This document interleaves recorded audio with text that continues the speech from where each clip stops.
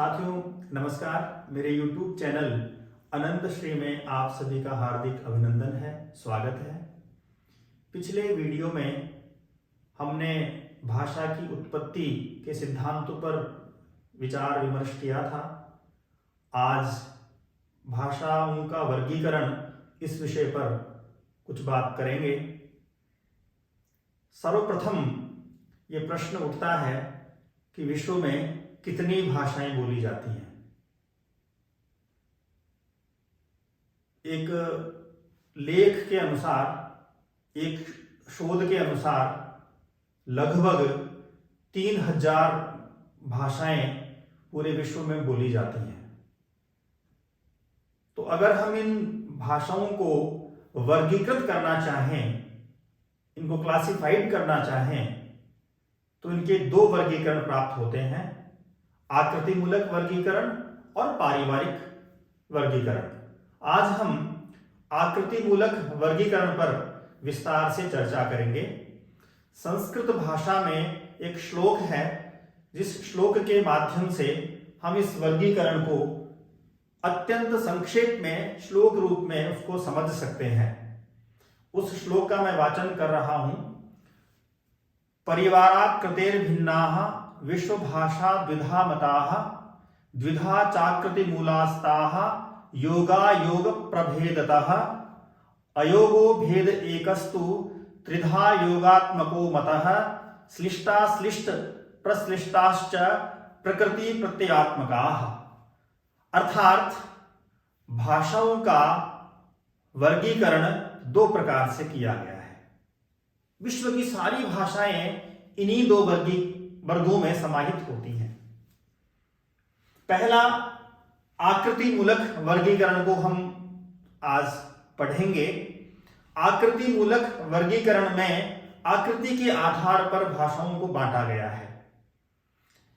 ये जो भाषा के वर्गीकरण की हम बात कर रहे हैं, वह भाषा का वर्गीकरण आकृति मूलक है और आकृति मूलक वर्गीकरण में इसे हम अयोगात्मक और योगात्मक दो रूप में इसको बांट सकते हैं। तो जो आकृति मूलक वर्गीकरण है, उसमें भाषा, कौन सी भाषाएं किस रूप में समाहित होती हैं, तो आकृति मूलक वर्गीकरण में पदों और वाक्यों की रचना कैसे होती है, पद किस प्रकार बनते हैं, वाक्यों की रचना किस प्रकार से होती है, इस आधार पर किए जाने वाले वर्गीकरण को आकृति मूलक वर्गीकरण कहते हैं।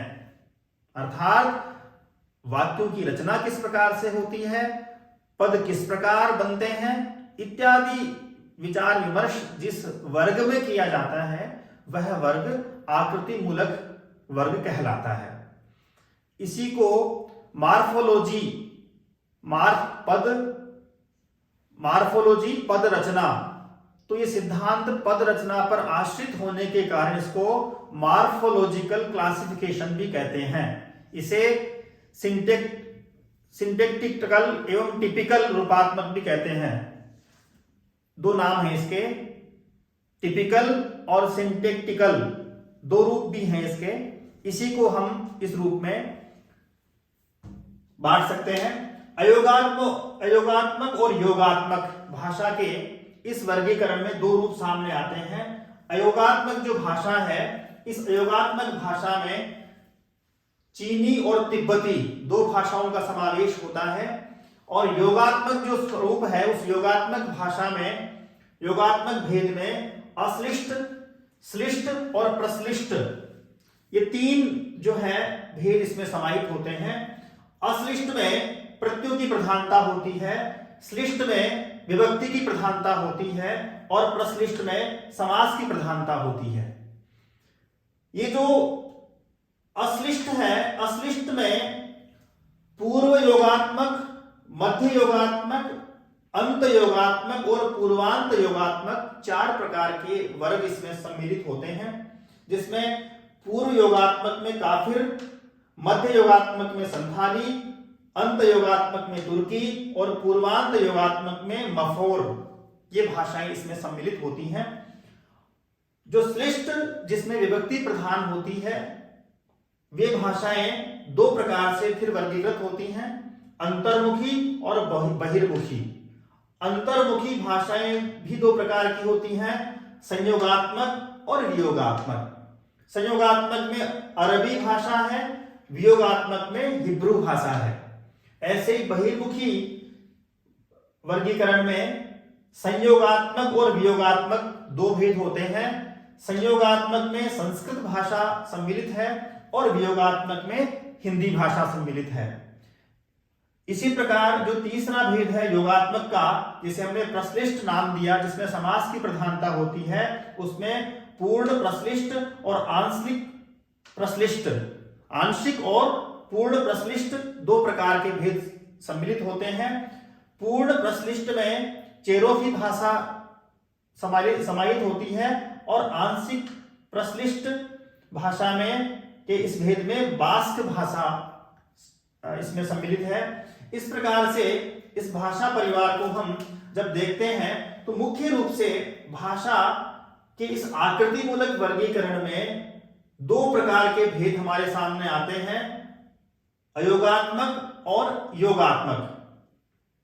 तो इन योगात्मक का और अयोगात्मक का क्या अर्थ होता है, किसे हम अयोगात्मक कहते हैं, किसे हम योगात्मक भाषा कहते हैं, ये हम आज विस्तार से समझेंगे। अयोगात्मक भाषा जिस भाषा में प्रकृति और प्रत्यय या अर्थ तत्व और संबंध तत्व का संयोग नहीं होता है, प्रत्येक शब्द स्वतंत्र होता है, इनमें प्रकृति एवं प्रत्यय नहीं होता, इनमें प्रकृति और प्रत्यय अर्थात अयोगात्मक भाषा में प्रकृति और प्रत्यय नहीं होता है। दूसरा हमारा जो भेद है वो है योगात्मक भाषा का। योगात्मक भाषा वह कहलाती है जिसमें प्रकृति, प्रत्यय, अर्थ तत्व और संबंध तत्व का संयोग होता है, अर्थात प्रकृति प्रत्यय का संयोग भिन्न प्रकार से हो सकता है। भिन्न भिन्न प्रकार से कैसे हो सकता है? अब तो कहा अश्लिष्ट, श्लिष्ट और प्रश्लिष्ट, इस प्रकार से भिन्न भिन्न रूप में हो सकता है। तो ये जो हमने श्लिष्ट वाला भेद हम देख रहे हैं, श्लिष्ट वाला जो भेद है, अश्लिष्ट वाला जो भेद है और प्रश्लिष्ट वाला जो भेद है, इन भेदों में क्या सम्मिलित होता है? तो अश्लिष्ट योगात्मक जो भाषा है, पहले हम इसको समझते हैं, फिर श्लिष्ट और प्रश्लिष्ट को समझेंगे। अश्लिष्ट योगात्मक भाषा में ये पूर्व योगात्मक भाषा का जो पहला भेद है अश्लिष्ट का, तो पूर्व योगात्मक भाषा में क्या होता है, जैसा कि नाम से ही विदित है, पूर्व, जिसमें प्रत्यय प्रकृति से पहले लगता है। जिस भाषा में प्रत्यय प्रकृति से पहले लगता है उसको हम बोलते हैं पूर्व योगात्मक भाषा। मध्य योगात्मक भाषा में प्रत्यय प्रकृति के बीच में जुड़ता है, प्रत्यय प्रकृति के बीच में जुड़ता है। और अंत योगात्मक जो भाषा है उसमें प्रत्यय प्रकृति के अंत में जुड़ता है। और पूर्वांत योगात्मक जो भाषाएं होती हैं उनमें प्रत्यय प्रकृति से पहले और अंत में दोनों जगह जुड़ता है। इस प्रकार से अश्लिष्ट भाषाओं का ये जो चार वर्गीकरण किया गया है योगात्मक भाषा के अंतर्गत, पूर्व योगात्मक, मध्य योगात्मक, अंत योगात्मक और पूर्वांत योगात्मक, इन्हीं चार जो भेदों से अश्लिष्ट भाषा जिनमें प्रत्ययों की प्रधानता होती है। जिस प्रकार हम जानते हैं धातु और प्रत्यय, संस्कृत भाषा की हम जब बात करेंगे तो विस्तार से और देखेंगे। सामान्यतया प्रत्यय और धातु, धातु से प्रत्यय होकर के और विभक्ति इत्यादि के बाद शब्द बनता है और फिर हम उसका प्रयोग करते हैं। तो इस प्रकार अश्लिष्ट भाषा जिसको हम योगात्मक वर्गीकरण में स्थापित किए हैं उसके चार भेद होते हैं। आज के वीडियो में इतना ही।